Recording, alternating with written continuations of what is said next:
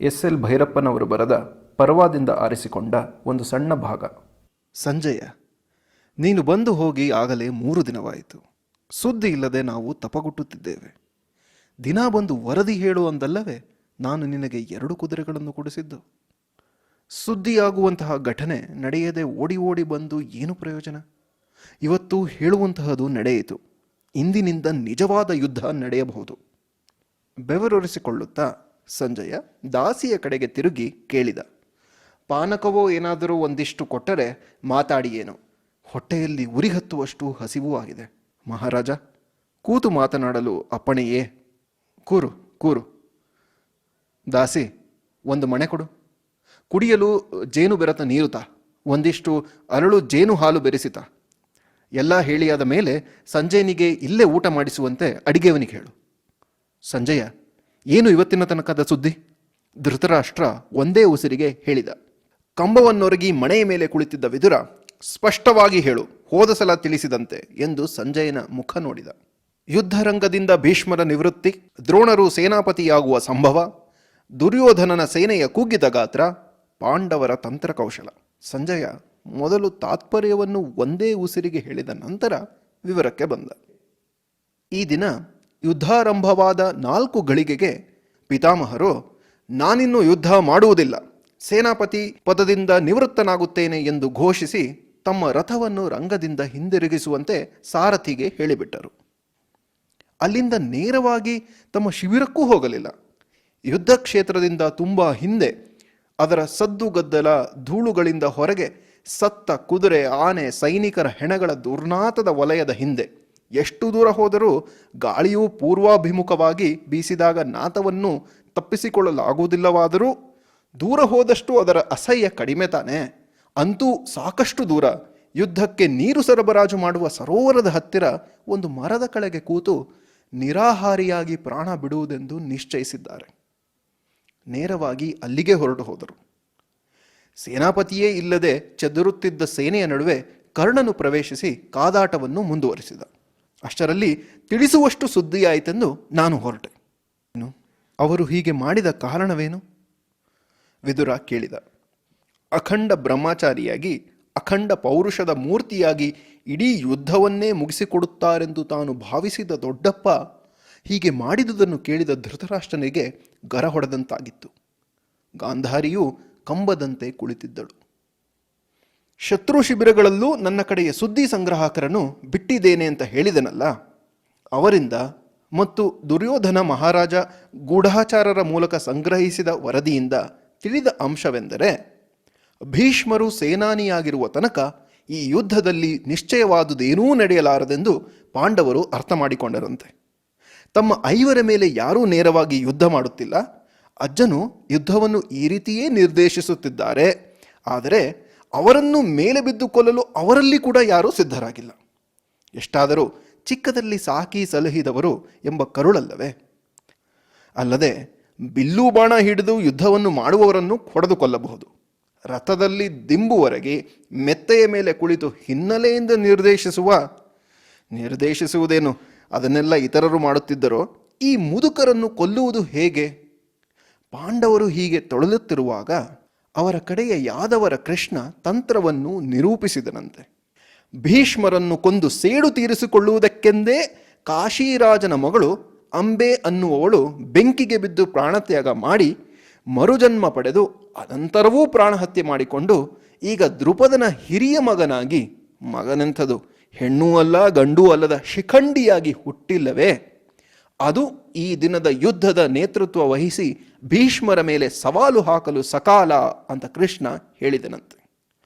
ಈ ದಿನ ಶತ್ರು ಪಕ್ಷದ ಸೇನಾನಿಯನ್ನು ಕೊಲ್ಲುವುದು ನಿಶ್ಚಿತ. ಅವನನ್ನು ಕೊಲ್ಲುವುದಕ್ಕಾಗಿಯೇ ಜನ್ಮ ತಳೆದ ವಿಶೇಷ ಮಾನವನು ನಮ್ಮ ನಾಯಕನಾಗುತ್ತಾನೆ ಎಂದು ಪ್ರಚಾರ ಮಾಡಿ ತಮ್ಮ ಸೈನಿಕರನ್ನೆಲ್ಲ ಹುರಿದುಂಬಿಸಿದರಂತೆ ಎನ್ನುವಾಗ, ಅಂಬೆ ಎಂದೆಯ? ಗಾಂಧಾರಿ ಕೇಳಿದಳು. ನಿನಗೆ ಗೊತ್ತಿರಲಿಲ್ವೇ ದೊಡ್ಡಪ್ಪನ ಶೌರ್ಯದ ಕತೆ? ನನ್ನ ಅಮ್ಮ ಪಾಂಡುವಿನ ಅಮ್ಮ ಇಬ್ಬರಿಗಿಂತಲೂ ಹಿರಿಯಳು. ದೊಡ್ಡಪ್ಪ ಸ್ವಯಂವರದಿಂದ ಈ 3 ಗೆದ್ದು ಹಗ್ಗ ಬಿಗಿದು ಕೈಕಾಲು ಕಟ್ಟಿ ರಥದಲ್ಲಿ ಹಾಕಿಕೊಂಡು ಇಲ್ಲಿಗೆ ತಂದಾಗ ಎಂದು ಮುಂದೆ ಹೇಳುತ್ತಿರುವಾಗ ಅವಳು, ಎಲ್ಲ ಕೇಳಿದ್ದೀನಿ ಬಿಡು ನಿನ್ನ ದೊಡ್ಡಪ್ಪನ ದೊಡ್ಡ ಗೌಡಿಕೆಯ ಕೆಲಸಗಳನ್ನು. ಅವಳ ಹೆಸರೊಂದು ಮರೆತು ಹೋಗಿತ್ತು, ಅದಕ್ಕೆ ಹಾಗೆ ಕೇಳಿದೆ ಎಂದು ಸರಕ್ಕನೆ ಅಡ್ಡ ಕೊಟ್ಟಳು. ಅವಳ ಈ ಮಾತು ಮತ್ತು ಗಂಟಲಿನ ಸಿಡಿಮಿಡಿಯ ಕಾರಣ ಧೃತರಾಷ್ಟ್ರನಿಗೆ ಅರ್ಥವಾಗಲಿಲ್ಲ. ಈ ನಡುವೆ ಅವಳನ್ನು ಕೆದಕುವ ಮನಸ್ಸಾಗದೆ ಹುರಿದುಂಬಿಸಿದರಂತೆ. ಮುಂದೆ ಎಂದ. ಅವನು ಹಾಲು ಅರಳು ತಿನ್ನುತ್ತಿದ್ದಾನೆ, ವಿದುರ ಹೇಳಿದ.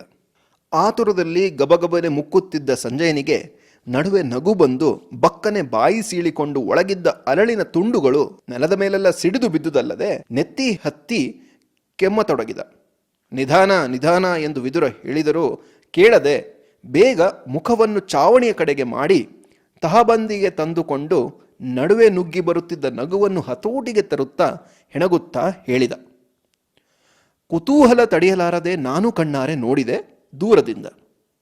ಮೇಲ್ಭಾಗವಿಲ್ಲದ ಎತ್ತರವಾದ ರಥದ ಮೇಲೆ ನಿಂತ ಶಿಖಂಡಿ, ಸೊಂಟದಿಂದ ಕೆಳಕ್ಕೆ ಹೆಂಗಸರಂತೆ ಉಟ್ಟ ಪಾವಡ, ಮೇಲ್ಭಾಗಕ್ಕೆ ಗಂಡಸಿನ ರೀತಿಯ ಕವಚ, ಹಿಂದುಗಡೆ ಉದ್ದಕ್ಕೆ ಹೆಣದ ಜಡೆ, ತಲೆಗೆ ವೀರಭಂಗಿಯ ಉಷ್ಣೀಷ, ಬಳಕುವ ಸೊಂಟ.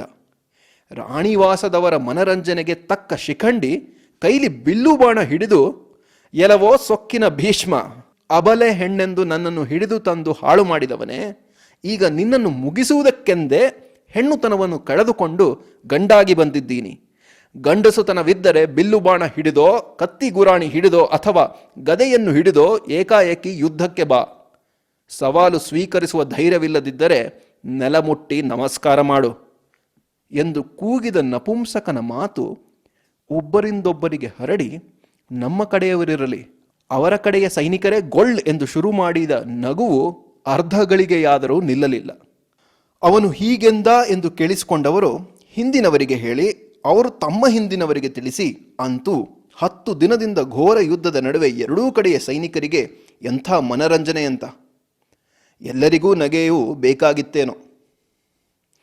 ಮುಂದಿನ ಸಾಲುಗಳಿಂದ ಎದ್ದ ನಗೆಯಿಂದ ಹಿಂದಿನವರು, ಅದರ ಹಿಂದಿನವರು ಮುಂದೆ ಏನಾಗುತ್ತಿದೆ ಎಂಬುದನ್ನು ಕಣ್ಣಾರೆ ಕಾಣದಷ್ಟು, ಕಿವಿಯಾರೆ ಕೇಳದಷ್ಟು ಹಿಂದಿದ್ದವರು ಕೂಡ ಸ್ಪಂದಿಸಿ ನಗಲು ಶುರು ಮಾಡಿಬಿಟ್ಟರು. ಇಡೀ ಯುದ್ಧರಂಗ, ಯುದ್ಧ ಕ್ಷೇತ್ರವೇ ನಗೆಯ ಮೊರೆತವಾಗಿಬಿಟ್ಟಿತು. ಅವರ ಹತ್ತಿರವೇ ಇದ್ದ ನಾನು ಹಿಂದಿರುಗಿ ಭೀಷ್ಮರನ್ನು ದೂರದಿಂದ ನೋಡುತ್ತಿದ್ದೆ. ಈ ಹುಚ್ಚು ನಗೆಯಿಂದ ಅವರಿಗೆ ಅಪಮಾನವಾಯಿತೋ, ಪೌರುಷಶಾಲಿಯು ನಪುಂಸಕನೊಡನೆ ಯುದ್ಧ ಮಾಡಬಾರದೆಂಬ ನಿಜವಾದ ಕಾರಣವೋ, ಅಥವಾ ನಪುಂಸಕ ರೂಪಿಯಾದ ಅಂಬೆಯು ಖಂಡಿತ ನನ್ನನ್ನು ಕೊಲ್ಲುತ್ತಾಳೆಂಬ ಭಯವೋ. ಪ್ರೇತಗಳಿಗೆ ನಮಗಿಂತ ಅಪಾರವಾದ ಶಕ್ತಿ ಇರುತ್ತದಂತೆ ಅಲ್ಲವೇ? ಅಂತೂ ನಗೆ ನಿಂತ ತಕ್ಷಣ ಎಲ್ಲರೂ ಯಾಕೆ ನಗುತ್ತಿದ್ದಾರೆ ಎಂದು ತಮ್ಮ ಸಾರಥಿಯನ್ನು ಕೇಳಿದರು. ಮುಂದೆ ಹೋಗಿ ವಿಚಾರಿಸಿಕೊಂಡು ಬಂದು ಕಾರಣವನ್ನು ನಿವೇದಿಸುವಾಗ ಅವನೂ ನಕ್ಕ. ಅಷ್ಟರಲ್ಲಿ ನಗೆಯ ಇನ್ನೊಂದು ಅಲೆ ಎದ್ದು ಬಿಟ್ಟಿತು. ಎರಡೂ ಕಡೆಯ ಸೈನಿಕರು ಬಿಲ್ಲುಗಳನ್ನು ಹೆಗಲಿಗೆ ನೇತು ಹಾಕಿ ಚಪ್ಪಾಳೆ ತಟ್ಟಲು ಶುರು ಮಾಡಿದರು. ಕೆಲವರಂತೂ ಶಿಖಂಡಿಯಂತೆ ಸೊಂಟ ಬಳಕಿಸಿಕೊಂಡು ಕುಣಿಯಲು ಆರಂಭಿಸಿದರು. ತಮ್ಮ ಕಡೆಯ ಸೈನಿಕರೇ ಹೀಗೆ ಶಿಸ್ತು ಬಿಟ್ಟು ಆಡಿದರೆ ಸೇನಾಪತಿ ಎನಿಸಿಕೊಂಡವರು ಸುಮ್ಮನಿದ್ದಾರೆಯೇ? ಪಿತಾಮಹರ ಮುಖ ಗಂಭೀರವಾಯಿತು. ಕೆಲವು ಕ್ಷಣಗಳು ಅಂತರ್ಮುಖಿಯಾದರು. ಅನಂತರ ಎದ್ದು ನಿಂತು ಗಟ್ಟಿಯಾಗಿ, ಈ ಭೀಷ್ಮನಿಗೆ ಭಯವೆಂಬುದಿಲ್ಲ, ಇದನ್ನು ಎಲ್ಲರೂ ತಿಳಿಯಿರಿ. ಆದರೆ ನಪುಂಸಕನ ಸವಾಲನ್ನು ಸ್ವೀಕರಿಸುವುದು ಈ ಭೀಷ್ಮ ಪರಾಕ್ರಮಿಗೆ ಶೋಭಿಸುವುದಿಲ್ಲ. ನಾನು ಸೇನಾಪತಿ ಪದದಿಂದ ನಿವೃತ್ತನಾಗಿದ್ದೇನೆ. ಸಾರಥಿ, ನನ್ನ ರಥವನ್ನು ಹಿಂದಕ್ಕೆ ತಿರುಗಿಸು ಎಂದು ಕೂಗಿಕೊಂಡರು. ನಮ್ಮ ಸೇನೆ ಧೃತಿಗೆಟ್ಟಿತು. ಶತ್ರು ಸೈನಿಕರಲ್ಲಿ ಕೆಲವರು ಗಟ್ಟಿಯಾಗಿ, ಶಿಖಂಡಿ ಬಂದು ಕೈ ಹಿಡಿದಾಳು ಅಂತ ಹೆದರಿ ಬ್ರಹ್ಮಚಾರಿ ಓಡಿಬಿಟ್ಟ ಎಂದು ಮುಂತಾಗಿ ಕೂಗಿಕೊಂಡರು. ಒಬ್ಬೊಬ್ಬರು ಹೀಗೆ ಕೂಗಿದ ತಮಾಷೆಗೂ ಅವರ ಸೈನಿಕರು ಜೋರು ಜೋರಾಗಿ ನಗತೊಡಗಿದರು. ಮುಂಬದಿಯಲ್ಲೇ ಇದ್ದ ಅರ್ಜುನ ಸುಯ್ ಎಂದು ಆಕಾಶಕ್ಕೆ ಒಂದಾದ ಮೇಲೆ ಒಂದರಂತೆ 5 ಬಾಣ ಹಾರಿಸಿ ಸೈನಿಕರೆಲ್ಲರ ಗಮನ ಸೆಳೆದು, ಪೂಜ್ಯ ಪಿತಾಮಹರ ವಿಷಯದಲ್ಲಿ ಯಾರೂ ಲಘುವಾಗಿ ಮಾತನಾಡಬಾರದು, ನಗಬಾರದು ಎಂದು ಕೂಗಿ ಹೇಳಿದ. ಜೋರು ಸದ್ದು ಅಡಗಿತು. ಗುಜುಗುಜು ಕಿಲಕಿಲ ಮಾತ್ರ ಮುಂದುವರಿದೇ ಇತ್ತು. ಅಂತೂ ನಪುಂಸಕನೊಬ್ಬನು ಇವತ್ತಿನ ಯುದ್ಧದ ಪರಮವೀರ ನಾಯಕನಾಗಿಬಿಟ್ಟ. ನಾನು ಅನಂತರ ಭೀಷ್ಮರನ್ನು ಹಿಂಬಾಲಿಸಿದೆ. ಆಮೇಲೆ ಕರ್ಣನು ಯುದ್ಧರಂಗ ಪ್ರವೇಶಿಸಿದನೆಂದು ಕೇಳಿದೆ ಅಷ್ಟೆ, ನೇರವಾಗಿ ನೋಡಲಿಲ್ಲ.